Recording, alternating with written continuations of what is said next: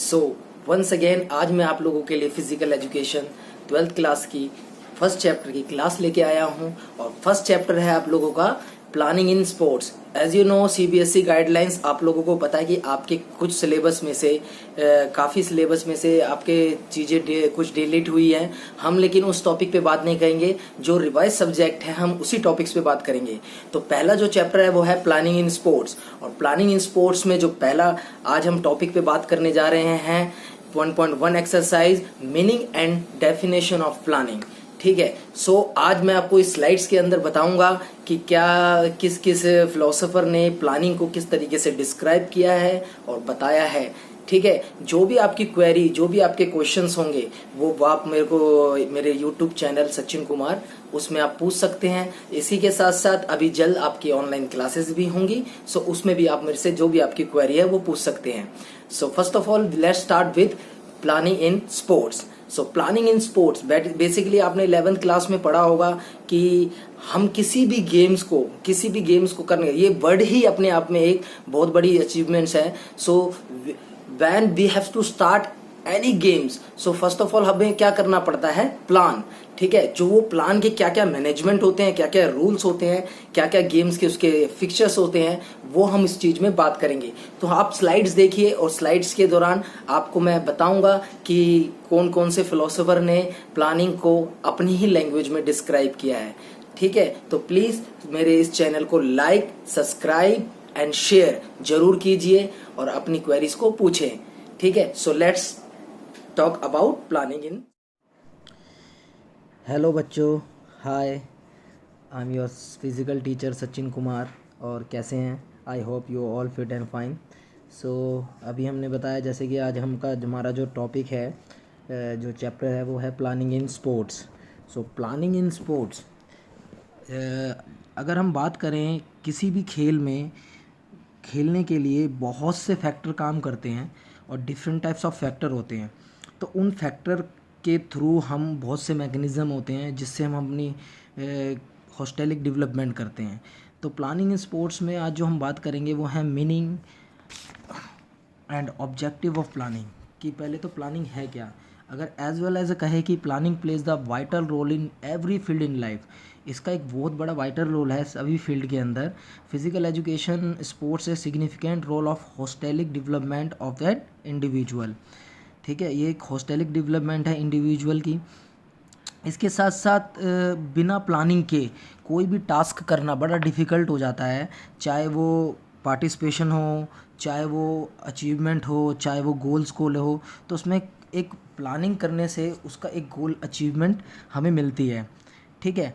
तो आप लोग देखें कि भाई fact of unachievable heights can be attained by the involving in the high quality program of physical education and sports, but proper and the effective planning is required to field physical education and sports, for we cannot derive maximum benefit from program of physical education and sports. अगर हम बात करते हैं कि भाई अगर हमारा देखो कोई भी एटीट्यूड्स होता है, कोई भी फील्ड होता है, उसमें बहुत सारे हमारे गोल्स अचीव करने के प्रॉपर सिग्निफिकेंट रोल होते हैं। तो in the most of school in the India there are lack of etiquette planning in the field of sports. Generally for participation in various tournament, teams selected the 11th hour. ठीक है। Players are not given the proper training. अब देखते हो भाई player अगर कोई proper, अगर हम फील्ड में खेल रहे हैं, प्लेयर कोई प्रॉपर ट्रेनिंग नहीं कर रहा, प्रॉपर प्लान ही नहीं कर रहा, तो कैसे खेल सकता है? जाहिर सी बात है, अगर जस्ट सपोज कि भाई खेलने को, अगर एक क्रिकेट है गेम, क्रिकेट गेम कोई भी खेल सकता है। ठीक है। लेकिन जो प्रॉपर प्लान से खेलता है, प्रॉपर दिमाग लगाता है, क्योंकि इसमें आपकी होल सोल डेवलपमेंट की बात हो रही है, यानी कि फिजिकली और मेंटली दोनों ही उस ग्राउंड लेवल पर आपको फैक्ट देते हैं। ठीक है। तो how we can expect their holistic development to happen, तो हम कैसे कह सकते हैं कि ये हॉस्टेलिक डेवलपमेंट है? In the fact of well plan program physical education and sports is the need of hour in our school. तो हम जो प्लान करते हैं जो हम स्कूल में खेलते हैं, जाहिर से है, लेकिन हम आपकी हॉस्टेलिक डेवलपमेंट करते हैं जिससे आपकी मोटर डेवलपमेंट होती है, और जो मोटर डेवलपमेंट होती है वो आपको प्लान करती है, ठीक है। अब जैसे meaning of planning, planning in the process of putting thoughts together and organising activity required to achieve the desire goal. मैंने अभी बताया जैसे कि प्लान जो होता है वो आपको एक टुगेदर ऑर्गेनाइजेशन एक्टिविटी के अंदर एक डिज़ायर गोल की तरफ आगे पहुंचाता है, ठीक है। सो बच्चों, planning the compromise process of the sitting goal development strategies of outlining task schedules accomplish in the goal, ठीक है। इन द सिंपल वर्ड कहें तो planning in the deciding the advance as to what is to be perform and when, where, how to by, whom it is the perform, ठीक है।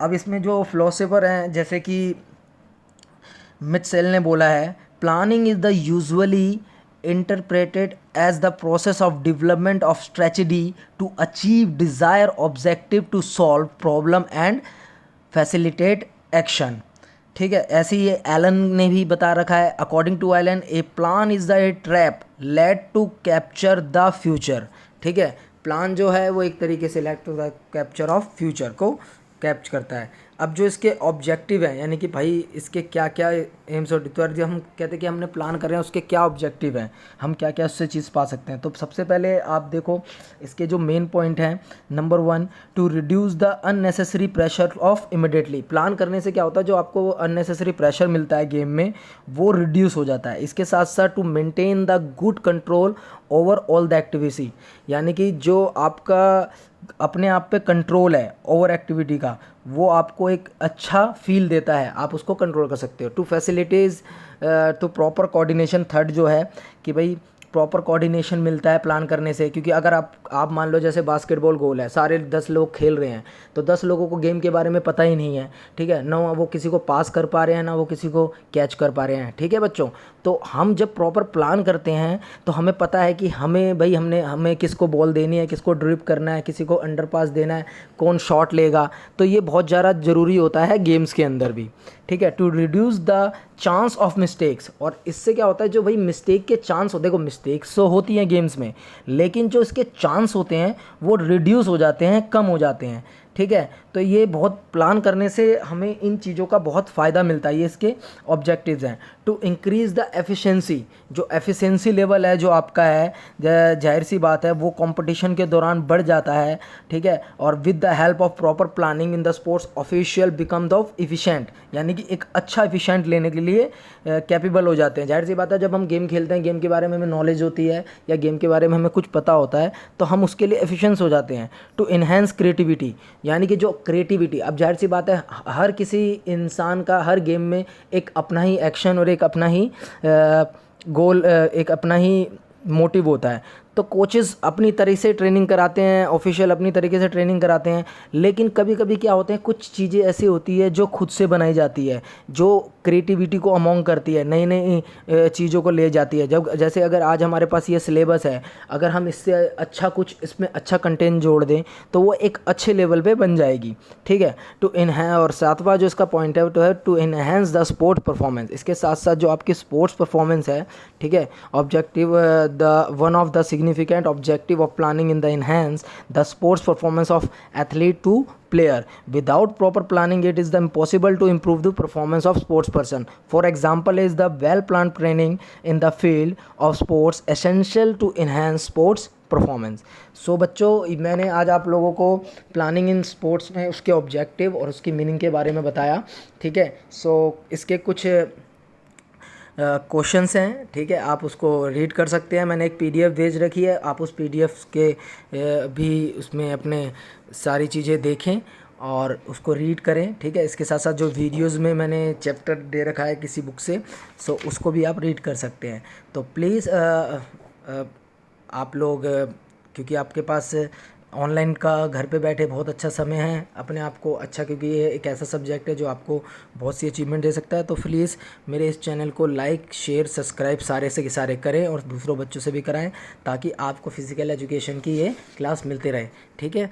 तो सभी मेरे 12th के बच्चों को थैंक यू।